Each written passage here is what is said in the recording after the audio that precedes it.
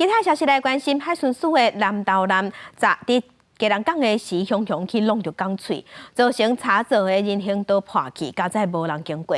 海巡署是表示，这是因为设备有各样才会冲出去。若南投南本身是无虾米问题，所以会继续走。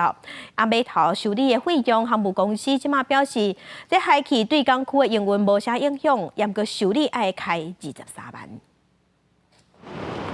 由封锁线抗塑胶笋，警官报道毁损，河岸断去。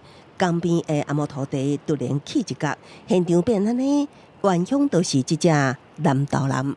你要把骨出去啦！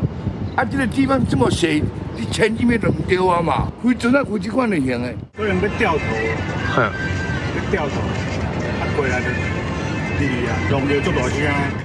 海巡记者孙宏南全身有6册，主要负责台湾东北部南澳专属经济海域内的巡逻护渔任务。23世纪8点外，伫基隆港耍船停靠的时，突然将龙码头造成无栈道损坏。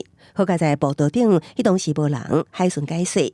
检索机信号异常，无出现正确信号，不利操作。舰上人员均安，不影响航行安全及本分署勤务运作。后续由港务分公司提供维修报价及期程，本分署将积极配合修复作业。南挺这一浪报道大面积毁损，海巡大型配合修复加赔偿。港务公司估计维南维修费要开23万，已经请厂商处理。码头面的毁损，目前也在估计。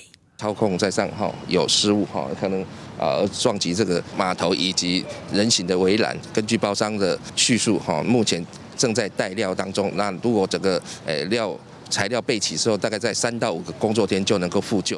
事发地点只提供公务船停靠，也不过港务公司表示，对港区营运无影响，也暂时无航安记录，因为受损范围主要集中伫维南，也不过关经栈道破一大坑，都惊有安全记录，互关进前禁止行人行过。记者综合报道。